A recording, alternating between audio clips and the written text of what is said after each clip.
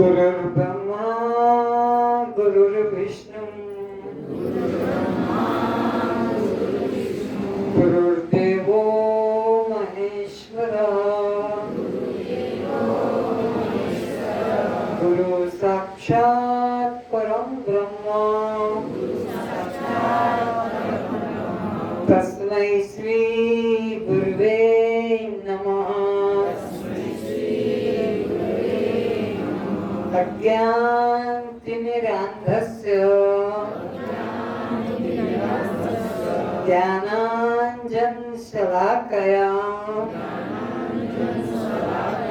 चक्षुरुन्मीलितं येन तस्मै श्री गुरुवे नमः। मन्नाथ श्री जगन्नाथ मद्गुरुं श्री जगद्गुरुं मदात्मा सर्वभूतात्मा तस्मै श्री गुरुवे नमः। असतो मा सद्गमय तमसो मा ज्योतिर्गमय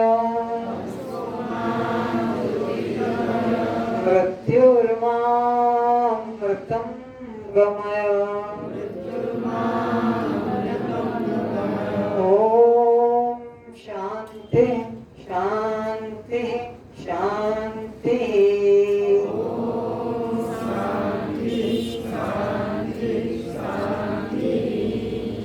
जब मैं चलती हूँ परमात्मा ही मुझ में चलते हैं। जब मैं बैठती हूँ परमात्मा ही बैठते हैं। जब मैं उठती हूँ परमात्मा ही उठते हैं। जब मैं सुनती हूँ परमात्मा ही सुनते हैं। जब मैं देखती हूँ परमात्मा ही देखते हैं। जब मैं खाती हूँ परमात्मा ही मुझ में खाते हैं। जब मैं पीती हूँ परमात्मा ही मुझ में पीते हैं। जब मैं सोती हूँ परमात्मा ही मुझ में सोते हैं। जब मैं जागती हूँ परमात्मा ही मुझ में जागते हैं। परमात्मा की शक्ति के बिना इस मुर्दा शरीर का कोई भी काम नहीं हो सकेगा। इस मुर्दा शरीर के सभी काम परमात्मा की शक्ति के द्वारा होते रहते हैं। एक भी काम ऐसा नहीं है जो परमात्मा के बिना हो रहा हो। सभी काम परमात्मा के द्वारा होते हैं। वो परमात्मा आत्मा रूप से नए रूप से इस देह में विद्यमान है। नए रूप से आत्मा रूप से परमात्मा सभी जीवों में विद्यमान है।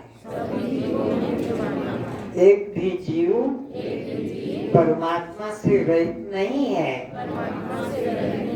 परमात्मा को खोजने के लिए कहीं बाहर जाने की किंचित भी आवश्यकता नहीं है। यदि कोई अपने को देह मानता है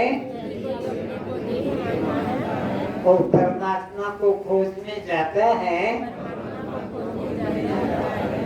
वो आत्महत्यारा ब्रह्महत्यारा होता है। ओम शांति शांति शांति।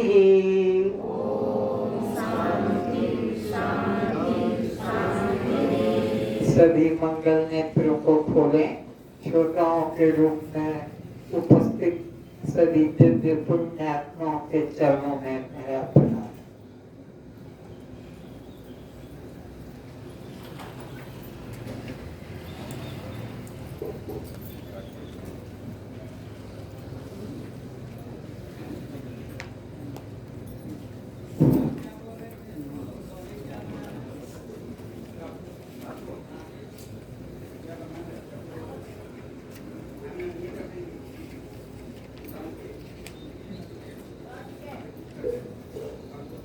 ये फिर खंभे की आड़ में टकरा रहा है पीछे वाला नंबर 3 तुम्हारे पीछे।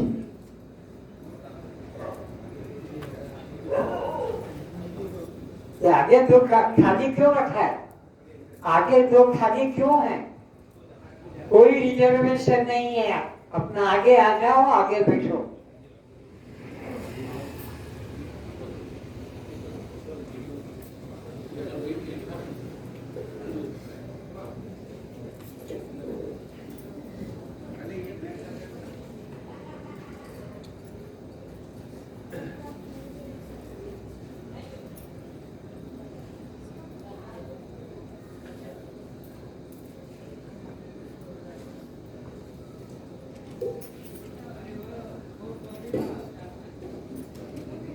ये बीच में स्विच खाली है, इसको हटा दो। चेयर को, खाली चेयर को।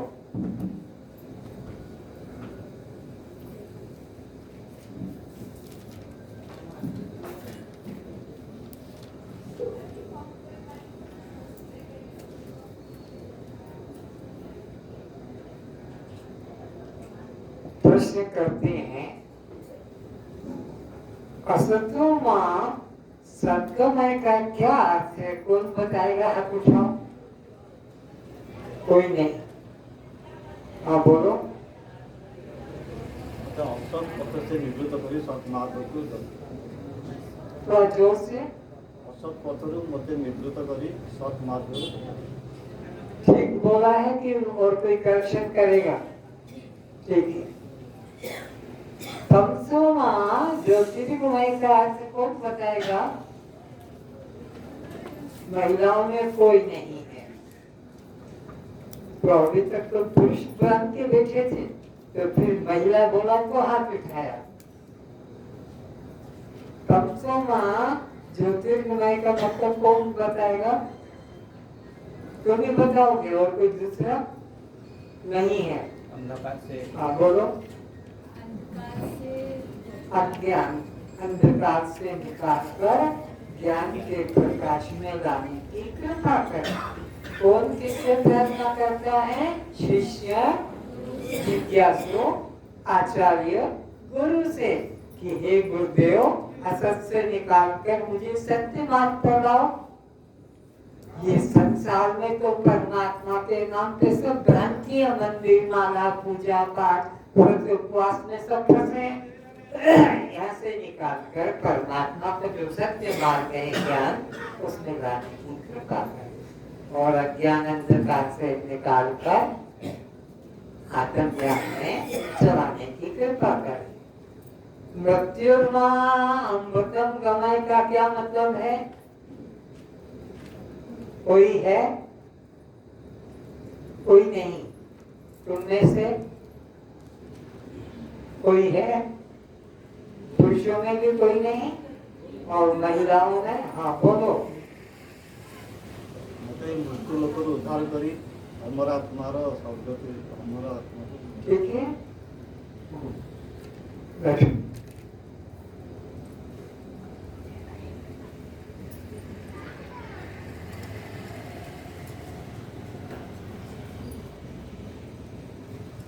क्या आप ये प्रार्थना गुरु के सम्मुख जाकर कभी करते हैं? किया है तो हाथ उठाओ। गुरु के सम्मुख जाकर बैठकर हाथ जोड़कर ये मन ही मन में अगर प्रार्थना किया है तो हाथ उठाएं कि मेरे को असत से निकालकर सत्य की ओर, अज्ञान से निकालकर ज्ञान की ओर और मृत्यु से निकालकर अमृत का अनुभव कराने की कृपा करें। तो ये प्रार्थना गुरु सुनेगा तो उपदेश करेगा, और गुरु से तुमने प्रार्थना नहीं की तो गुरु क्या करेगा? अगर तुम किसी के पास में जाते हो और प्रार्थना करते हो तो वो तुम्हारे अनुरूप डॉक्टर आपके रोग की उपचार, डॉक्टर के पास गए और तुम बैठ गए तो डॉक्टर का दिमाग खराब है जो तुम्हारे तो कहेगा वो खोलो, तुमको कहेगा।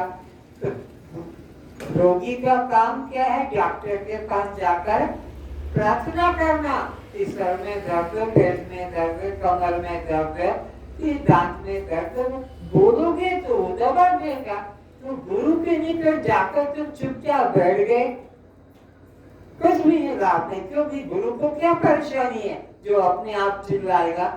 तुम जिज्ञासा करोगे कि अस्तुमा सद्गमय तमसोमा ज्योतिर्गमय मृत्युर्मा अमृतम गमय।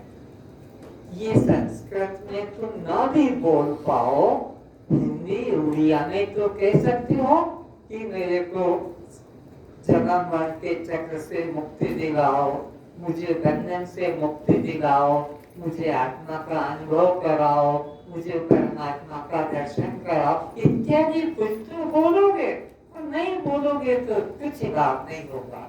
तो ये प्रार्थना वंदना जिज्ञासु को गुरु के सम्मुख करना चाहिए।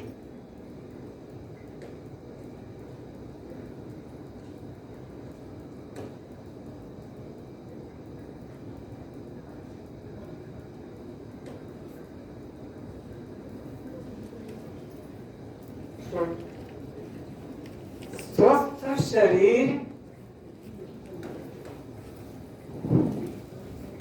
चाहे संसारी काम हो कि आध्यात्मिक काम हो, स्वस्थ शरीर का होना जरूरी है। रोगी शरीर अपना खुद का कल्याण भी नहीं कर सकता, फिर दूसरे का भी नहीं कर सकता। तो स्वस्थ शरीर के द्वारा 4 काम होते हैं, नोट कर लो। धर्म, धार्मिक काम करना, योग यज्ञ करना, खेती नौकरी व्यापार करना, धर्म अर्थ, अपनी कामना की पूर्ति करना, चाहे वो बच्चा पैदा करना हो कि और भी कोई ऑफिस में पोस्ट चाहिए। धर्म अर्थ काम, और चौथा है मोक्ष। चौथा है मोक्ष, मुक्ति पाने की इच्छा को कहते हैं।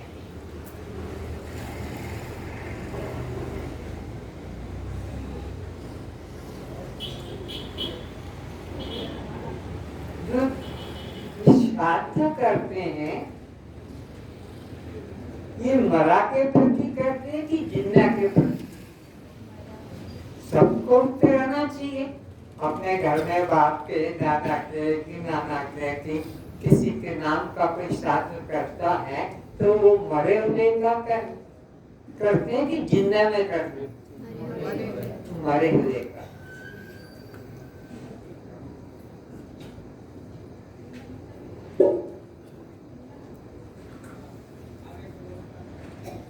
कबीरदास जी के गुरु रामदास जी हैं, तो रामदास जी ने कबीर जी को कहा, ए कबीरा ये बाल्टी ले और तू गाय का दूध लेके आ, आज मेरे पिता का श्राद्ध दिन है।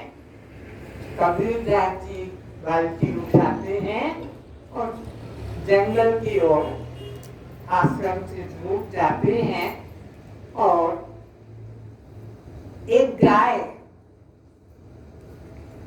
के पास में घास डाल दिया और दूध की बाल्टी लेकर बैठे हैं। रामदास जी ने देखा आधा घंटा हो गया, ये दूध लेकर नहीं आया, कब खीर बनेगी, कब मैं अपने पिता का श्राद्ध की खीर उन्हें पहुंचाऊंगा। तो 1 घंटा हो गया, रामदास जी उठे और चले। और जाते जाते जाते देखा कि कबीरदास एक गाय के पास में घास डाल के बैठा है और दूध की बाल्टी लेकर इंतजार कर रहा है कि गाय दूध देगी और मैं जाऊंगा। रामदास जी ने पीछे से एक बेत मारी, तो यह क्या कर रहा है? गुरुदेव, आपने जो कहा था गाय का दूध लाने के लिए, मैं गाय के पास बैठा हूँ दूध के लिए। अब रामदास जी कहते हैं, तुम अंधा है? क्यों बोलते? अरे गाय मर गई है, ये मरी गाय ना घास खाएगी और ना दूध देगी। बहुत ध्यान से सुनना, श्राद्ध करने वालों, अपने पितरों का जो श्राद्ध करते हो, माता बाप का, दादा दादी नाना नानी का, तो ये मर गई है, न तो ये घास खाएगी और न ये दूध देगी। अच्छा, समझ में आ गया? ये आज मरी हुई गाय को तो दूध दे रहा है, दूध की आशा से बैठा है।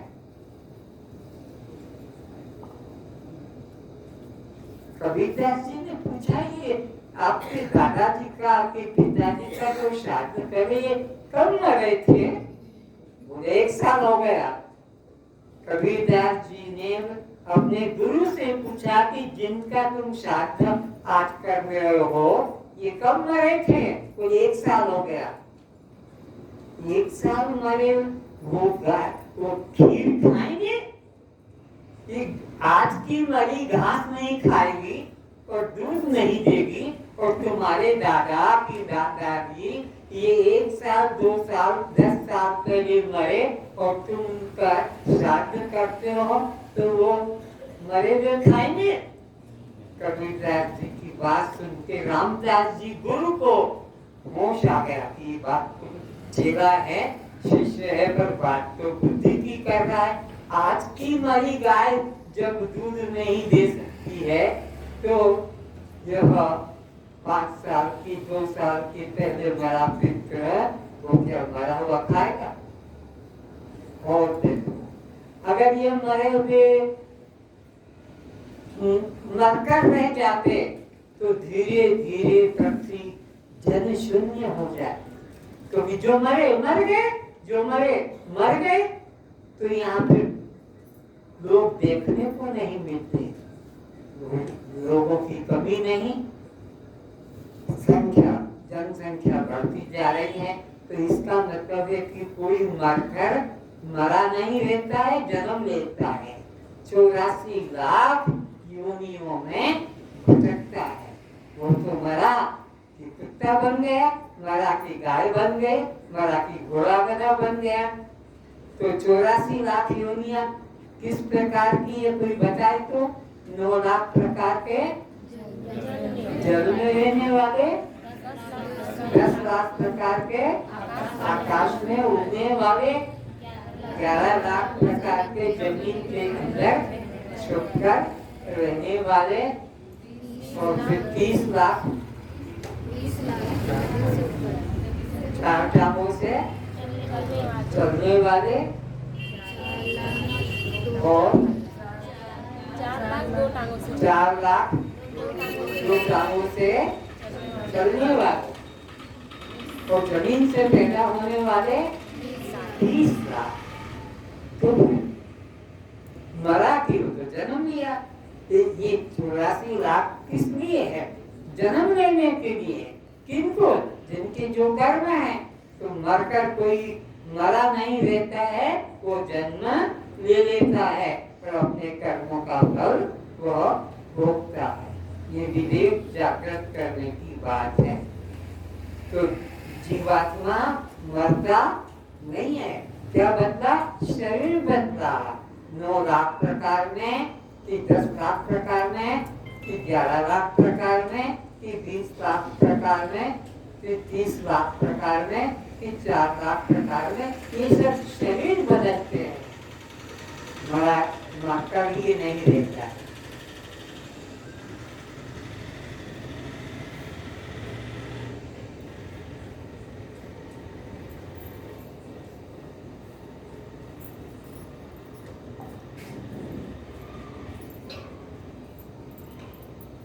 आपकी जीवित शरीर में श्रद्धा होती है कि मरा शरीर में? जीवित में। फिर श्राद्ध किसे कर रहे हैं? श्रद्धा ही नहीं है। मरा शरीर का शरीर घर से बाहर निकाल देते हैं, उसके बिस्तर को भी फेंक देते हैं। मरा शरीर जिस बिस्तर पे था वो शरीर भी फेंक देते हैं, अपवित्र। शरीर की हड्डी को भी फेंक देते हैं। जलाने के बाद में जो हड्डी होती है वो भी फेंक देते हैं। उसकी मरे की राख भी घर में नहीं रखते हैं, वो भी। तो फिर आपकी श्रद्धा किसके प्रति है? जीवित के प्रति। मरा के प्रति श्रद्धा नहीं होती है।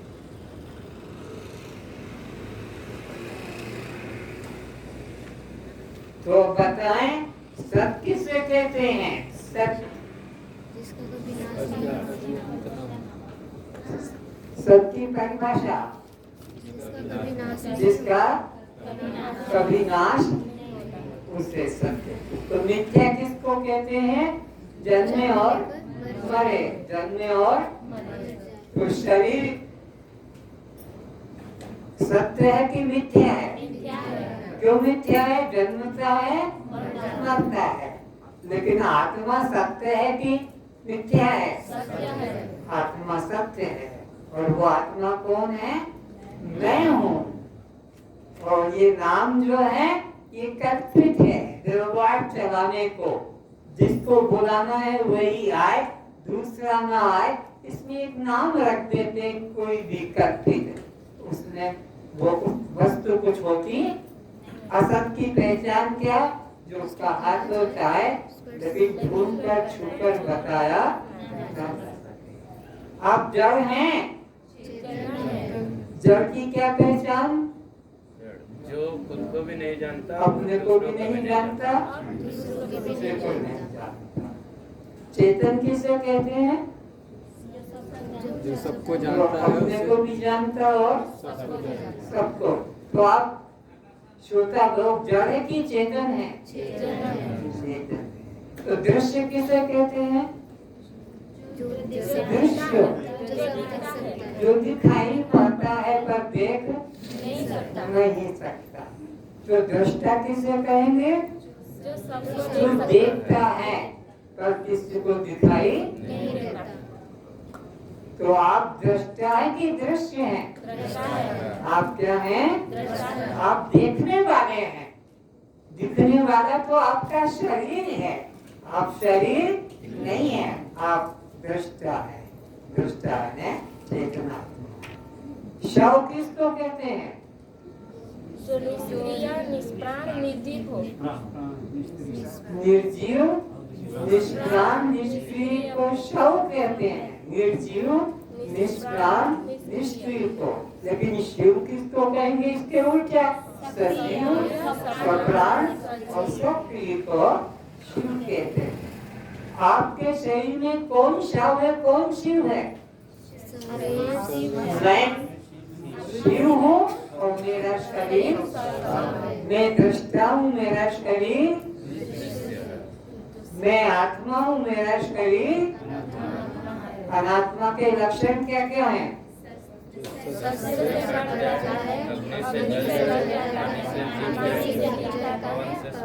आत्मा के 4 लक्षण क्या हैं?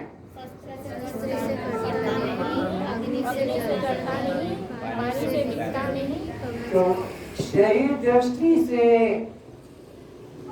आपका शरीर क्या है?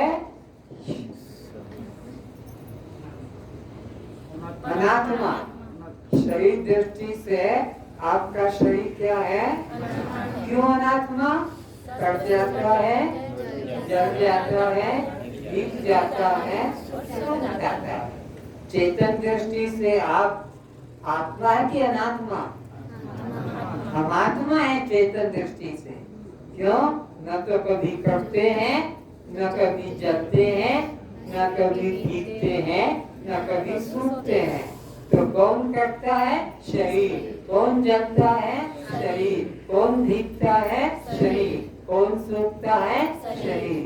कौन बीमार पड़ता है? शरीर।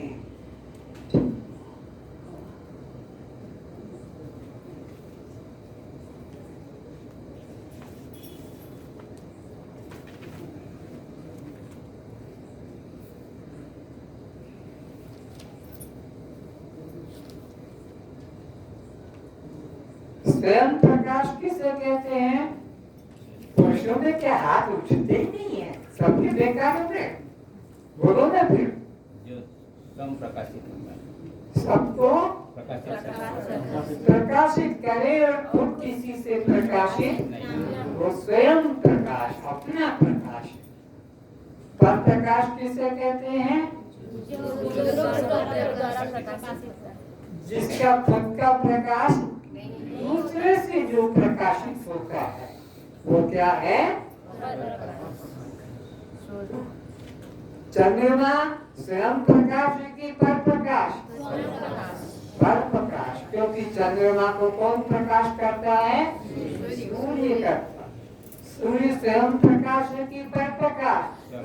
पर प्रकाश। उसे कौन प्रकाशित करता है? मैं। कि सूर्य उदय हो गया, सूर्य अस्त होने जा रहा है।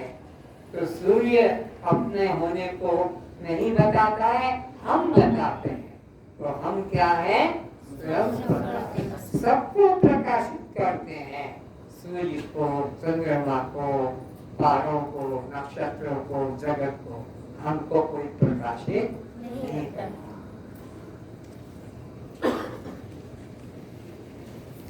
आनंद किसे कहते हैं? हाथ उठाए जिनको मालूम है, बोलो।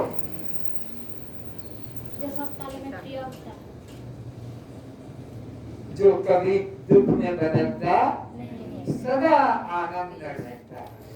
बिना वस्तु के, बिना विषय के जो सदा आनंद रहता है वो आनंद है।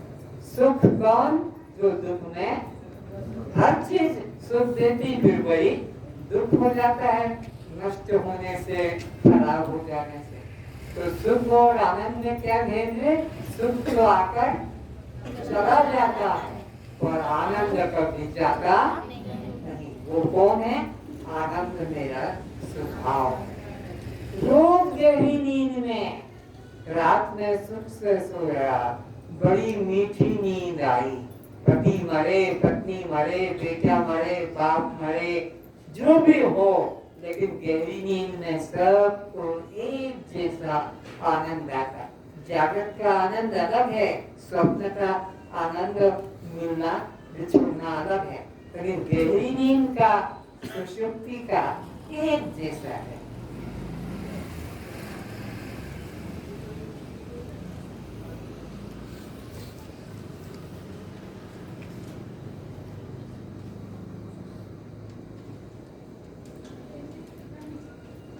मनुष्य पशु में 4 लक्षण कौन से समान हैं? आहार, निद्रा, भय,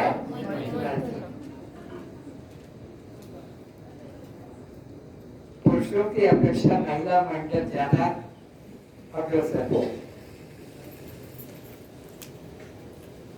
अनादिकाल किसे कहते हैं भाई, बोलो? जिसका प्रारंभ का कोई पता सदा सदा से चला आ रहा है।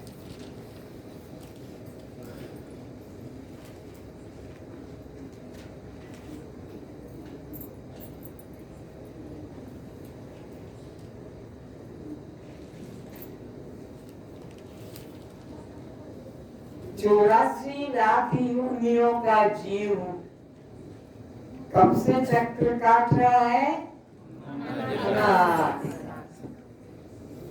किस योनि का भोग इसने नहीं भोगा होगा?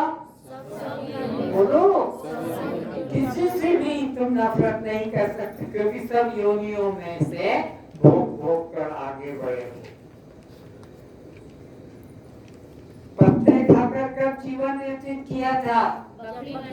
बकरी बनकर और हाथी बनकर, ऊंट बनकर। मांस खाकर कब जीवन व्यतीत किया था? मांसाहारी पशु, कुत्ता, सांप, चूहा।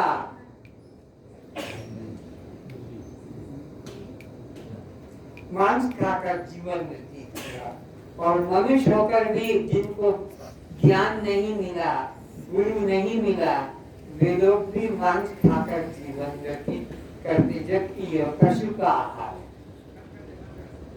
मांसाहारी पशु के क्या क्या लक्षण है? बोलो। जन्म के 7 दिन बाद आंखें खुलती है, चाहे वो बिल्ली के बच्चे हो कि कुतिया के बच्चे हो, जन्म के 7 दिन तक बंद रहती है। इसलिए बिल्ली 7 घर बच्चों को छुपाती है। बिल्ली अपने बच्चों को 7 घर बदलती है, गेंदती है, ताकि कोई आकर उसको खा न जाए।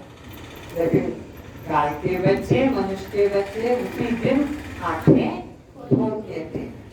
दूसरा लक्षण, अंधकार में मांसाहारी प्राणी अंधकार में देख लेते हैं, दौड़ते हैं, आहार खोजते हैं। शाकाहारी प्राणी अंधकार में यात्रा नहीं करते हैं।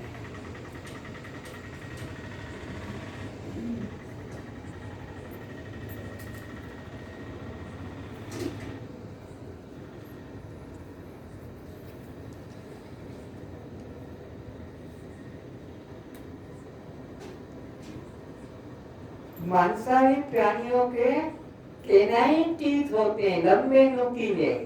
शाकाहारियों के गोल छोटे होते हैं।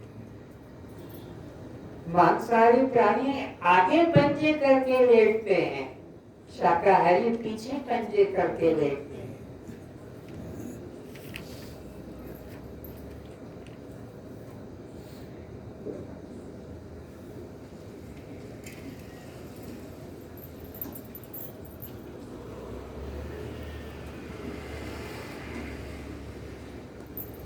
इसमें क्या प्रमाण है कि तुमने अभी तक ज्ञान नहीं पाया?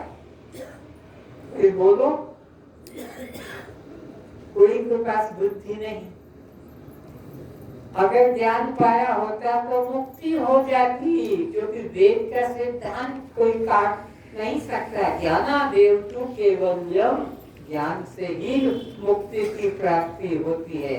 तो तुमने 84 लाख योनियों में आज तक सब योनियों में गए, लेकिन ज्ञान को प्राप्त क्या प्रमाण? अगर ज्ञान को प्राप्त कर लेते तो मुक्ति हो जाती। हमें यहाँ आकर बैठने की जरूरत, किसी गुरु के पास जाकर ज्ञान लेने की जरूरत न रहती।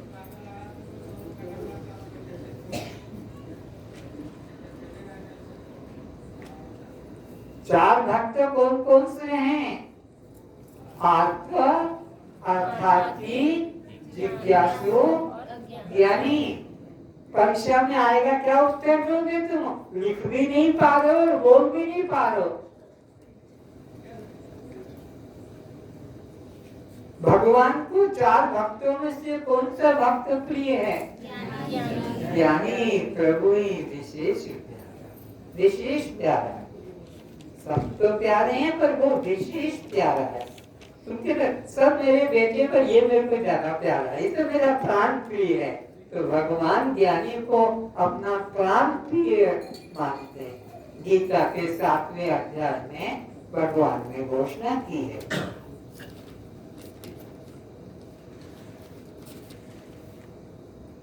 देव, पशु, पक्षी 84 लाख योनियां किस शरीर की इच्छा करते हैं? वह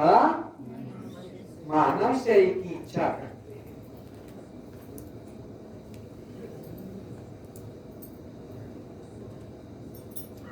आत्महत्यारे की क्या पहचान है? तुम लोग आत्महत्यारे हो तो बताओ क्या पहचान है?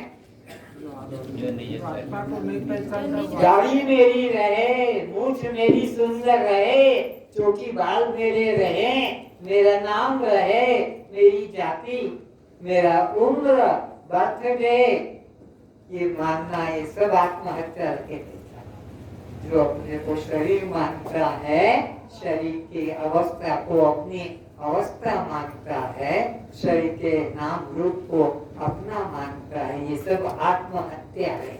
और इनको 84 लाख में पशु पक्षी कीट पतंग बनना पड़ेगा। ब्रह्म हत्यारे किसे कहते हैं? जो मंदिर में तीर्थ में परमात्मा को ढूंढता है, जो ध्यान समाधि में परमात्मा को खोजता है, वहाँ होगा, वहाँ होगा, वहाँ जाने से मिलेगा, उसमें मिलेगा। इस तरह से जो परमात्मा को आत्मा से, अपने से भिन्न मानते हैं, उन्हें ब्रह्म हत्यारा कहते हैं। तो रामायण में आया है, जो न करे भव सागर, नर समाज अस पाए, सो कृत निंदक मंदमति, आत्म हन गति जाए। आत्महत्या यदि गति को प्राप्त होने कौन? जो मानव शरीर पाकर आत्मा को नहीं जानता है।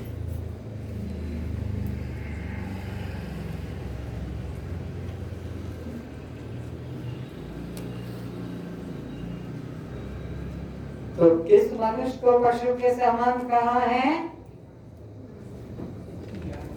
जो आत्मज्ञान को प्राप्त नहीं करता है।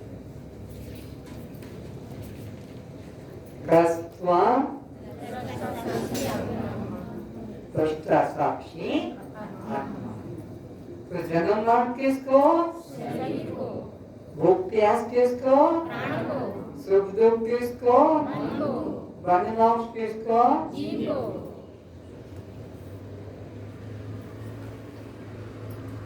नोट करें, शरीर 3 प्रकार के।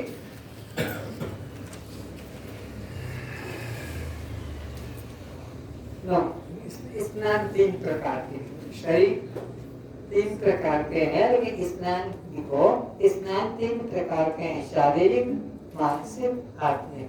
शारीरिक स्नान, मानसिक स्नान और आत्मिक स्नान। स्नान 3 प्रकार के हैं। शरीर के स्नान सब करते हैं, मनुष्य भी करते हैं, पशु भी करते हैं, पक्षी भी करते हैं, सब शरीर का स्नान करते हैं। स्वस्थ शरीर से ही 4 काम होते हैं, धर्म, अर्थ, काम, मोक्ष। बीमार शरीर न धर्म करेगा, न कर्म कर पाएगा, न कामना पूर्ति कर पाएगा, न मुक्ति कर पाएगा। बीमार पुरुष के द्वारा कोई कर्म अच्छे नहीं होंगे। स्वस्थ शरीर धर्म, अर्थ, काम, मोक्ष करता है। अब स्नान में 3 प्रकार के स्नान हैं, शरीर का स्नान, मन का स्नान और आत्मिक स्नान। शरीर का स्नान किससे करोगे बोलो भाई?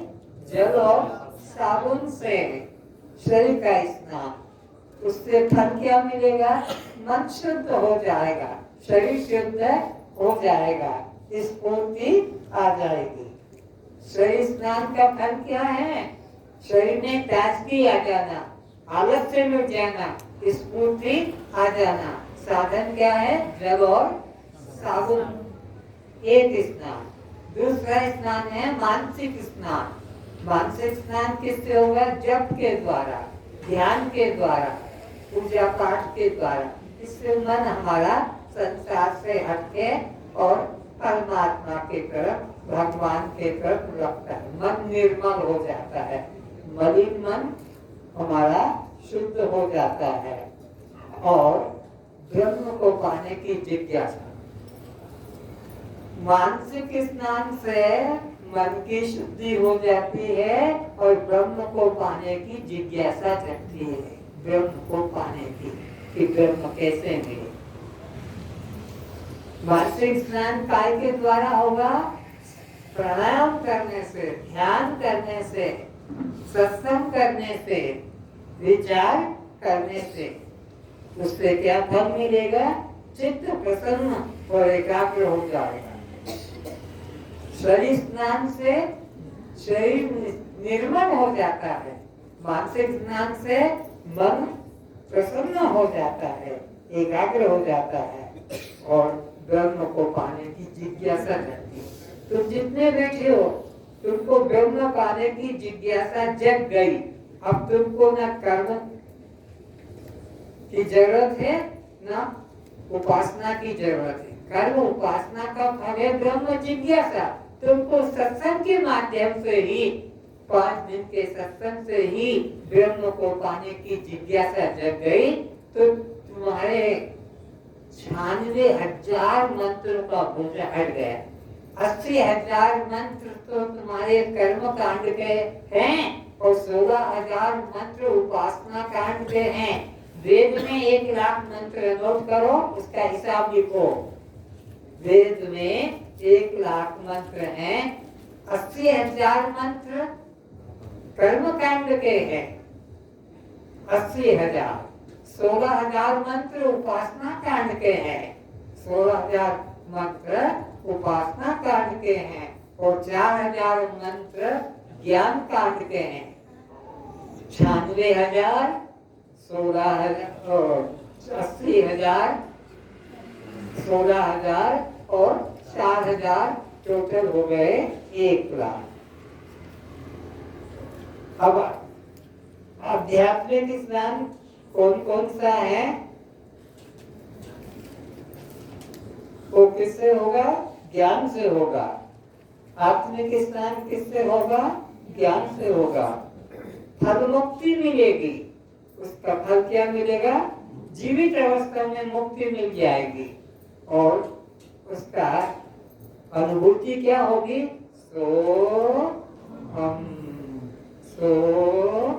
ये अंदर अनुभूति जगेगी।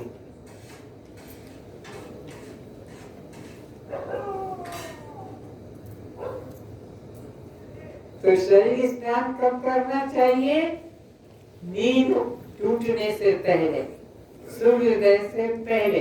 बहुत से लोग हैं जो सूर्योदय से पहले स्नान तो कर लेते हैं, लेकिन रसोई घर में, गौशाला में, दुकान में इसी में फंस जाते हैं, अपनी चिंता नहीं करते। लेकिन बताया है शरीर स्नान किसको करना चाहिए? जो स्वस्थ व्यक्ति हो और सूर्योदय से पहले हो।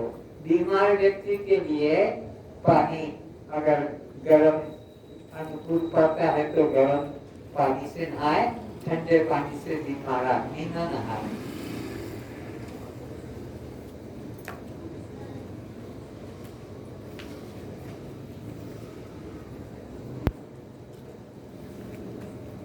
तो स्नान 3 प्रकार के कौन कौन से हैं? शारीरिक स्नान, मानसिक स्नान और आत्मिक स्नान।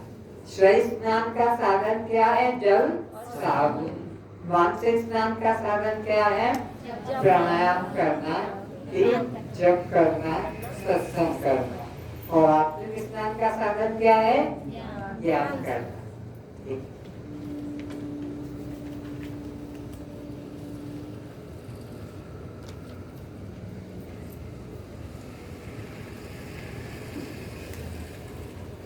जल स्नान से मुक्ति का संबंध नहीं है। ध्यान से सुनो, गंगा नहाने वाले, कुंभ नहाने वाले, त्रिवेणी में नहाने वाले, मुक्ति का कोई संबंध नहीं है। मुक्ति की प्राप्ति तो ज्ञान से है। और जल के स्नान से शरीर की शुद्धि है। शरीर में मैल है, पसीना है, आधा से बस उतना। मुक्ति का कोई संबंध नहीं, पुण्य का भी कोई संबंध नहीं। अगर जल स्नान से कल्याण हो जाता पूर्णिमा स्नान से कल्याण हो जाता, एकादशी स्नान से कल्याण हो जाता, तो जल की सब मछलियां मुक्त हो जाती। जल में कितने लाख हैं? 9 लाख प्रकार के जीव का सबका उद्धार हो जाता। लेकिन सब मछलियां मरती है, सब मगरमच्छ सब मरते हैं, मारे जाते हैं। स्नान से मुक्ति का कोई संबंध नहीं। अगर स्नान से मुक्ति होती तो जल में रहने वाले सब प्राणियों की मुक्ति हो जाती। लेकिन मछली भी पकड़ कर लाते हैं, मगर भी पकड़ कर लाते और काट काट के पापी लोग पेट में डालते हैं। तो स्नान तो 12 ही महीने उनका जल में चलता है, सर्दी गर्मी वर्षा में, लेकिन कल्याण नहीं होता है। एक शिष्य गया गुरुजी के पास में, गुरुजी हम कुंभ स्नान करने जा रहे हैं। 12 वर्ष के बाद में कुंभ स्नान उसी जगह होता है। 12 वर्ष के अंतर से तो सारे देश के लोग आते हैं, स्नान करते हैं, सब जाति के भी लोग जाते हैं। गुरुजी आप भी चलिए। गुरुजी ने कहा बेटा मैं नहीं जा पाऊंगा, मेरा शरीर अनुकूल, हम आपको उठा के नहीं चलेंगे। शिष्य लोग काफी थे, ना एक काम करो, ये जो मेरा तुम्बा है, तुम्बा तो समझते हो ना, जिसकी सब्जी बनाकर लंबा भी होता है, आलू तुमड़ी भी कहते हैं, तुम क्या बोलते हो? तो ये ले जाओ और तुम जहाँ स्नान करोगे इसको भी स्नान कराना, भूल नहीं गुरुजी हम एक बार करेंगे, आप क्या कुंभ को 2 बार स्नान करा देंगे।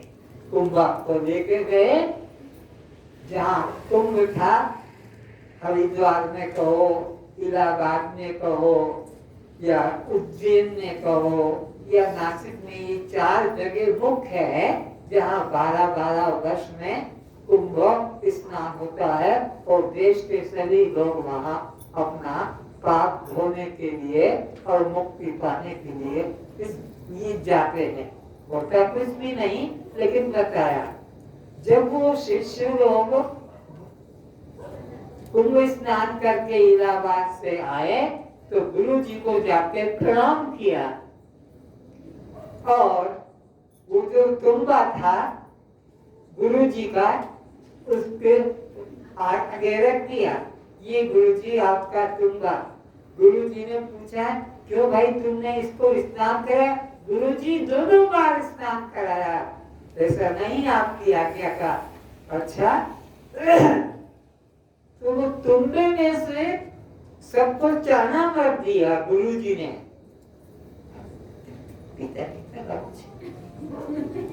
अरे क्या हुआ? अरे जो पीता लग रहा, तो तुमने धोखा किया, इसको स्नान नहीं कराया, नहीं स्नान 2 बार कराया। जब इसका पीतापन नहीं गया तो तुम्हारा पाप जाएगा।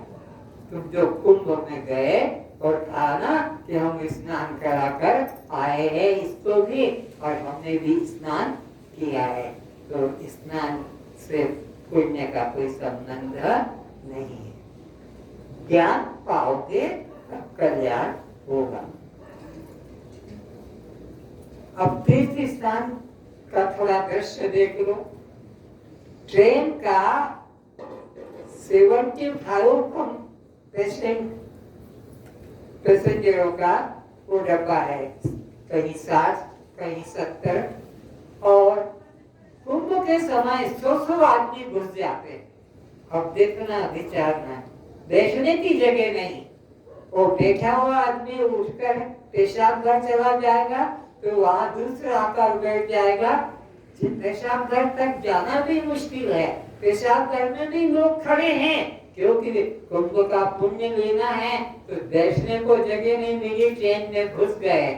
अब तुमको पेशाब लगी, तुम उठ के अपनी जगह से जाओगे, अपनी जगह आ नहीं पाओगे। और पेशाब घर पहुंचे तो वहां पहले से आदमी घुसा बैठा है, अब तुम्हारा को पेशाब रखो, लगा है जोर से। ट्रेन रुकी प्लेटफॉर्म पर, और वहां पर तुम्हें पता नहीं लगा कहाँ पेशाब करे? इतना भीड़ लोगों की। जल्दी से उठे और ऑटो रिक्शा में बैठ के गंगा घाट पहुंच गए।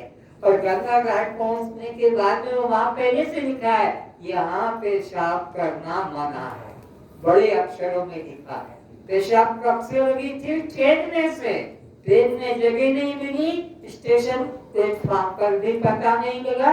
ये तो बुक स्टॉल है, वहाँ होटल है, वहाँ पुस्तक का दुकान है, वहाँ स्टेशनरी का पता नहीं लगा। तो अब पहुंच गया गंगा घाट जैसे तैसे रोक के, और वहां लिखा है यहाँ पेशाब करना। अब कहाँ जाए? जल्दी से अपना गंगा में गया। हर हर गंगे। वहां कोई नोटिस नहीं था कि पेशाब करना अपने आप नीचे से छूट जाए। जल का स्वभाव है, पानी का पेशाब आ गया। और फिर पेशाब कितने लाख लाख लोग स्नान करते हैं, लाख लाख लोग स्नान का पेशाब उसी गंगा में जाता है। और फिर बोतल भर लेते हैं घर ले जाने को कि हम तो पवित्र हो गए इस पेशाब वाली गंगा का, अब तुम भी पेशाब वाली गंगा का। तो घर भी लाकर वो पानी गंगा का, सारा गंगा का नदी का गंदा पानी बोतलों में लेकर घर आ जाते हैं और उसको प्रसाद करके बांटते हैं। अब वहां का दृश्य देखो, ये भाई लोग कैमरा लेकर बैठे हैं और इनकी देवियों की अवस्था देखो। वो तेज धार रस्सी पकड़कर पानी में, क्योंकि तेज धार है तो रस्सी पकड़कर नहाते हैं, तो साली का पल्ला उनका पानी के प्रभाव में चले जाता है। वो कैमरा मैन खट खट आगे का दृश्य महिलाओं का फोटो खींच लेते हैं और इस तरह से अपना पुण्य कमाते हैं। ये पाप है, पाप। ज्ञान के बिना मुक्ति नहीं। स्नान से मुक्ति का संबंध होता तो सब जल में रहने वाले जलचर मगरमच्छ सब मुक्त हो जाते। इस तरह से इनकी वहाँ स्थिति होती है। तो नहाए धोए क्या भया, जो मन की मेल न जाए। मन शुद्ध नहीं हुआ तो इस नहाने धोने से क्या कल्याण होगा?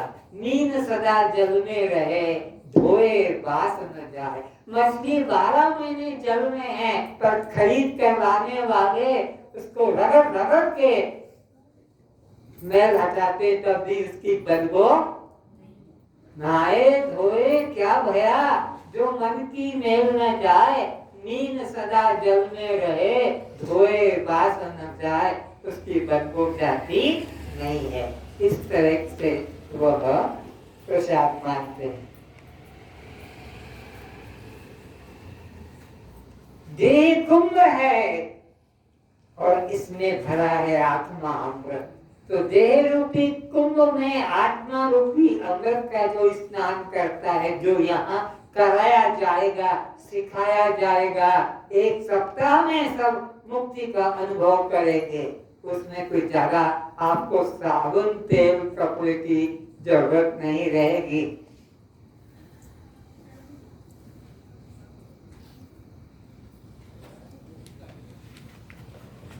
तो यहाँ क्या हो रहा है?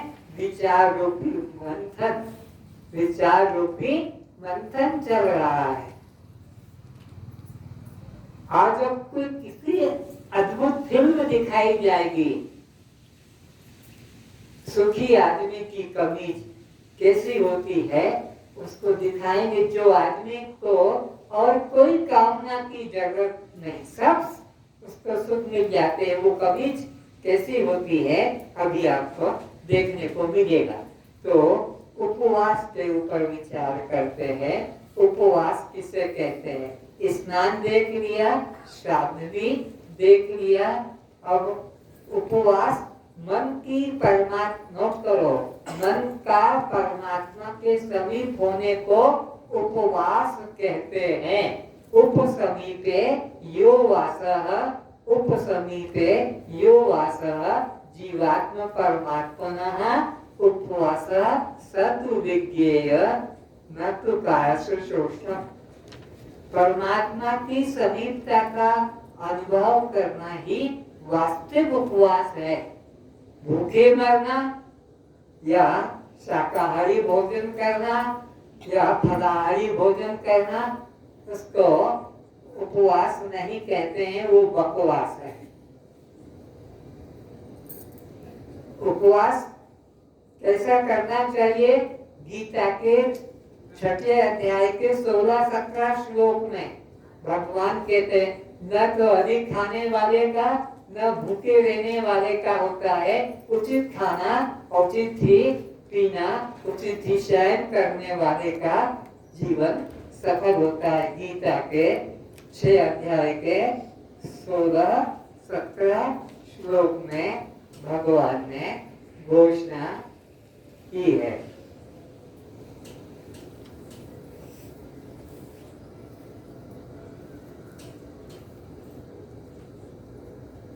दुख का नाश करने वाला योग तो यथा योग्य आहार करने वाले का, यथा योग्य कर्म करने वाले का और यथा योग्य सोने वाले का होता है।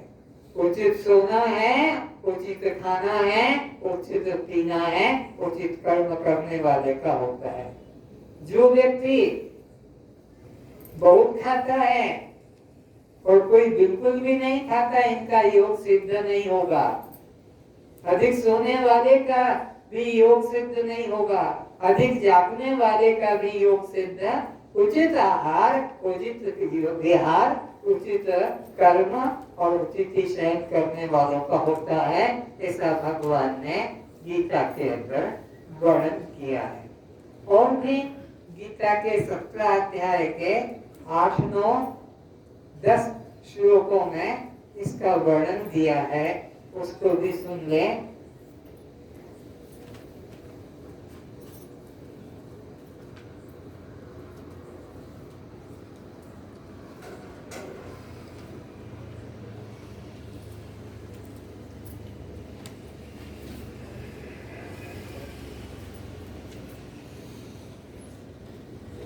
आयु सात्विक आहार, आयु, बुद्धि, बल, आरोग्य, सुख और प्रीति बढ़ाने वाले रस युक्त, चिकने और स्थिर रहने वाले तथा स्वभाव से ही मन को प्रिय हो ऐसे आहार सात्विक भोजन करने वाले पदार्थ सात्विक पुरुषों को प्रिय होते हैं। सात्विक पुरुष। अब राजसिक पुरुष कैसे होते हैं? कड़वे, खट्टे, लवण युक्त, बहुत गर्म, तीखे, रूखे, दाहकारक और दुख, चिंता, भय को बढ़ाने वाले होते हैं। ये आहार राजसिक लोगों को प्रिय होते हैं। अब तामसिक लोगों का जो भोजन अधपका है, रस रहित है, दुर्गंध युक्त है, बासी है, उत्कृष्ट है, अपवित्र है, वह भोजन मांस, मछली, अंडा यह तमोगुणी लोगों को प्रिय होता है। इस तरह से आहार के 3 भेद बताए, सात्विक आहार, राजसिक आहार और तामसिक आहार।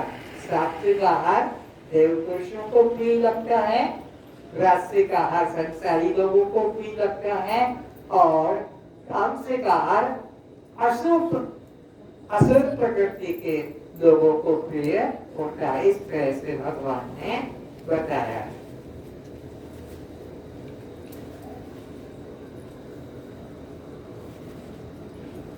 अन्न के 4 प्रकार नोट करो। चबाने वाला, चाटने वाला, चूसने वाला और पीने वाला। अन्न के 4 प्रकार है। यह भगवान ने गीता के अंदर बताया है।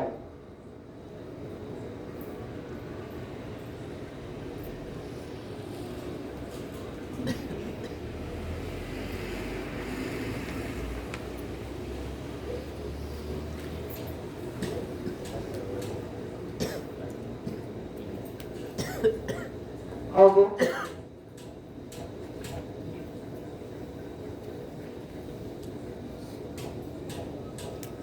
उपवास से कोई कामना पूर्ति की आशा मत करना कि परीक्षा में पास हो जाऊंगा, लड़का हो जाएगा, लड़की हो जाएगी, शादी हो जाएगी, रोग कर जाएगा। ना ना, ये अज्ञानी मूल लोग कहते हैं आपका रोग है तो उचित डॉक्टर से औषध लेना होगा, परीक्षा में पास होना है तो अभ्यास करना होगा, और नौकरी लगना है तो आपकी योग्यता होनी चाहिए। उपवास से कोई संबंध नहीं है।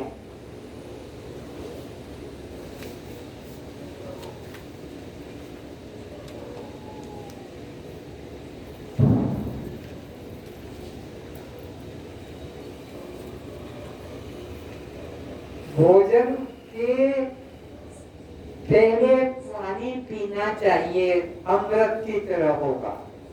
भोजन के 1 घंटे पहले पानी पीना अमृत की तरह। भोजन के साथ साथ पानी पीना जहर के बराबर होगा। लोग लोटा रख लेते हैं, इधर कोर डाला और अंदर पानी का ढक्कन से नीचे उतारते हैं। तो भोजन के साथ साथ पानी पीना जहर के बराबर है, भोजन के पहले अमृत के बराबर है, और भोजन के 1-1.5 घंटे बाद वो औषध के बराबर काम करेगा, रोग को काटेगा। यह वेद ने भोजन के साथ पानी का हिसाब बताया। अब उपवास किसको करना चाहिए वो सुनो। जिनको शरीर में रोग है, कष्ट है, उससे बचने के लिए हमको आहार पर परिवर्तन करना होगा। गर्भवती को कभी उपवास नहीं करना चाहिए, छोटे बच्चों को कभी उपवास नहीं करने देना चाहिए। छोटे बच्चे उपवास क्यों करते हैं? उपवास के दिन कोई रसगुल्ला, गुलाब जामुन, पेड़ा, बर्फी खाते हैं उपवास वाले। बच्चों को कहते जा रोटी रखिए खा ले, बोलते हैं मेरे को जलेबी, मारेंगे थप्पड़। वो भी सोच लेता है मैं उपवास करूंगा तो मेरे को भी ये रसगुल्ला, पेड़ा, बर्फी खाने को मिलेगा। तो वो भी फिर माँ बाप को देखकर उनके साथ साथ एकादशी का, की चतुर्थी का, की पूर्णिमा का उपवास करता है। बच्चों को उपवास नहीं करने देना चाहिए, गर्भवती को उपवास नहीं करना चाहिए। पेट में बच्चा है, उसको उचित आहार चाहिए, नहीं तो बच्चा मर जाएगा, बीमार हो जाएगा। और इसी प्रकार मजदूरों को भी उपवास नहीं करना चाहिए। देखनी पास में वो मंदिर बन रहा है, कितने ऊपर चढ़ना पड़ता है बांसों की सीढ़ियां बना बना कर, और अगर चक्कर आएगा गिरेगा तो जीवन समाप्त हो जाएगा। तो मजदूर श्रेणियों को भी उपवास नहीं करना चाहिए, गर्भवती को भी उपवास नहीं करना चाहिए, छोटे बच्चों को भी उपवास नहीं करने देना चाहिए। पर खा कर जो भुसके हो गए हैं, भुसकी हो गए हैं, वजन बढ़ता जा रहा, 80 केजी, 90 केजी, 99 केजी, इन लोगों को उपवास जरूर करना चाहिए। जिनके शरीर में रोग आ गया है, शरीर में से दुर्गंध निकलती है, इस व्यक्ति को उपवास करना चाहिए।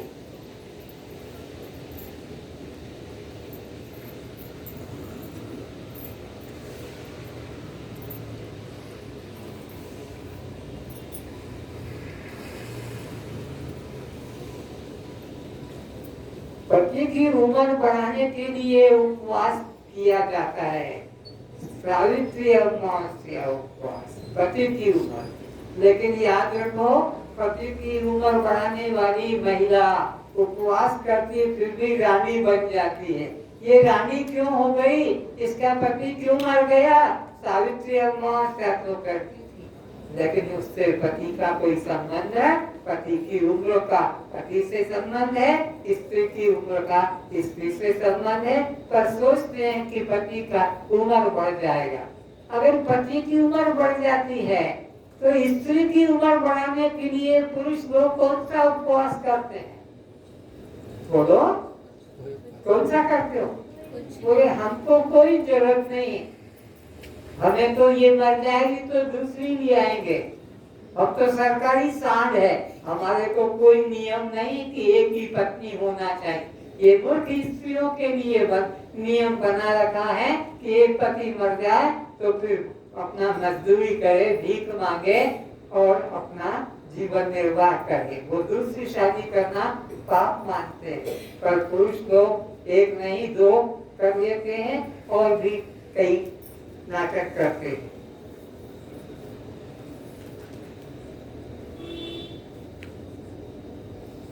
जगन्नाथ के मंदिर में एकादशी के दिन तुम गए होंगे, वहां पर भात का भोग लगता है।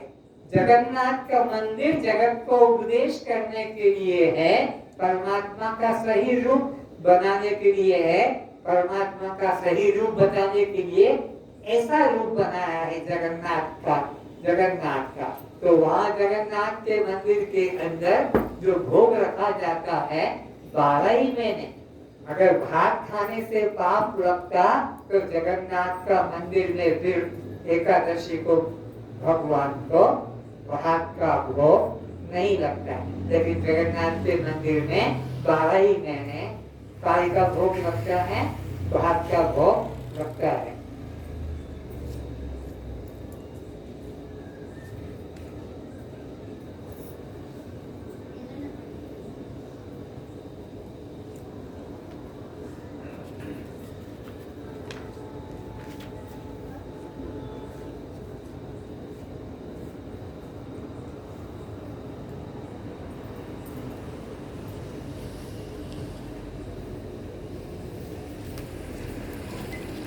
पंडित लोग आते हैं,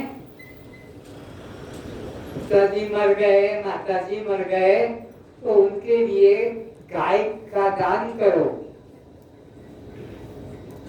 और ध्यान से सुनना, गाय का दान करवाते हैं। क्या होगा उससे? गाय की पूंछ पकड़कर तुम्हारे पिता पार हो जाएंगे, गाय की पूंछ पकड़कर। तो मंद बुद्धि के लोग, पैसे वाले लोग गाय का दान करते हैं। मृतक पुरुष मर गया, उसकी पूंछ पकड़कर गाय की वो पार कैसे होगा विचारना। मृतक पुरुष को गाय की पूंछ देखने के लिए क्या होना चाहिए? आंख होना चाहिए। गाय की पूंछ पकड़ने के लिए मृतक पुरुष के पास क्या होना चाहिए? हाथ होना चाहिए। और गाय तक जाने के लिए क्या चाहिए? पैर चाहिए। अगर मृतक पुरुष के पास देखने को आंख हो, पकड़ने को हाथ हो, चलने को पैर हो, तो वो उधर क्यों जाएगा? घर वापस नहीं आ जाएगा? उसकी अकल मारी गई क्या? पंडित लोगों ने तो तुमको धोखे में डाला है कि तुम गाय दान करोगे तो बैतरणी के पार तुम्हारा वो मतलब सब मंदिर पहुंच जाएगा। लेकिन यह अज्ञानता की बातें हैं। मृतक पुरुष को तो जला दिया गया, नदी में बहा दिया गया, हड्डियां फेंक दी गई हैं, वो कहाँ? तो ये जो तुम्हारा घर, पत्नी की साड़ी, पुरुष का धोती, बच्चों का कपड़ा चाहिए पंडित जी को, पत्नी की धोती साड़ी, तो वो क्या करेगा? तुम्हारी माँ मर गई है, साड़ी दान करो।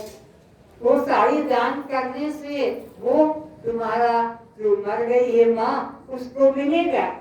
विचार करो, तुम्हारी माँ जो मर गई है वो तो मरकर अपना 84 के किसी योनि में चली गई है, तो वो साड़ी, वो जो तुमने दान दी है, मृतक के नाम साइकिल, मृतक के नाम पर जो वस्तु दी है, वो पंडित जी के घर में ही मिलती है, कहीं जाती नहीं है, लेकिन क्या कहते हैं वो बेतरणी के पार चले जाएंगे और उससे उसका कल्याण हो जाएगा। इस तरह से अंधविश्वास से हमें मुक्ति लेना है। अब ये उपनिषद ने परमात्मा के स्वरूप को बताया है। मुख्य रूप से कौन कौन सा है? आंख ब्रह्म, ध्यान से सुनो, आंख ब्रह्म नहीं, आंख से देखा गया रूप भी ब्रह्म नहीं। केनोपनिषद के अंदर परमात्मा का रूप बताया है। आंख ब्रह्म नहीं, आंख से देखा गया रूप ब्रह्म नहीं। जिसकी शक्ति का अंश पाकर ये आंखें रूप देखने में समर्थ होती, वो शक्ति ब्रह्म है। केनोपनिषद के अंदर ये साफ कहा है। दूसरा, कान ब्रह्म नहीं, कान से सुना गया कोई भी मंत्र शब्द वो भी ब्रह्म नहीं। कौन ब्रह्म? जिसकी शक्ति का अंश पाकर ये कान शब्द सुनने में समर्थ होता है, वो शक्ति ब्रह्म है। उसकी उपासना करो, तदेव ब्रह्म तुम विद्धि नेदम यदिदम उपास्ते। ये अज्ञानी लोग आंख से देखे रूप की उपासना करते हो, ब्रह्म नहीं है। ये अज्ञानी लोग कान से उन्हें सुनने वाले शब्द की उपासना करते हैं, तो ब्रह्म नहीं है। जिसकी शक्ति पाकर ये आंख रूप देखने में समर्थ होती, वो ब्रह्म है। जिसकी शक्ति का अंश पाकर ये कान शब्द सुनने में समर्थ होता है, वो ब्रह्म है। और वाणी ब्रह्म नहीं, वाणी से किया गया जप, कीर्तन, भजन, उच्चारण ये भी ब्रह्म नहीं है। फिर कौन ब्रह्म है? जिसकी शक्ति का अंश पाकर ये जिह्वा बोलने में समर्थ होती है, वो ब्रह्म है। तदेव ब्रह्म, उसको तो ब्रह्म जानो, नेदम यदिदम उपास्ते। और ये मूर्ख लोग जिसका जप करते हैं, माला करते हैं, कीर्तन, ये ब्रह्म का रूप नहीं है। और इसी प्रकार कहा, घ्राण ब्रह्म नहीं, घ्राण से सुना गया कोई भी चंदन या कोई भी इत्र पुष्प वो भी ब्रह्म नहीं है। कौन है ब्रह्म? जिसकी शक्ति का अंश पाकर ये नासिका गंध देने में समर्थ होती है, वह ब्रह्म है। और कौन ब्रह्म है? वह हाथ ब्रह्म नहीं, हाथ से पकड़ा गया, ग्रहण किया गया कोई भी पदार्थ ब्रह्म नहीं। फिर कौन ब्रह्म है? जिसकी शक्ति का अंश पाकर ये हाथ पकड़ने में समर्थ होता है, शक्ति को ब्रह्म कहा, व्यक्ति को ब्रह्म। आज का विषय यही समाप्त करने के पहले आपको मैंने कमीज की बात बताई, उस कमीज को देखेंगे जिसमें आनंद है। कमीज आनंद कैसे देगा सुनेंगे, देखेंगे। अभी ठीक चलते हैं।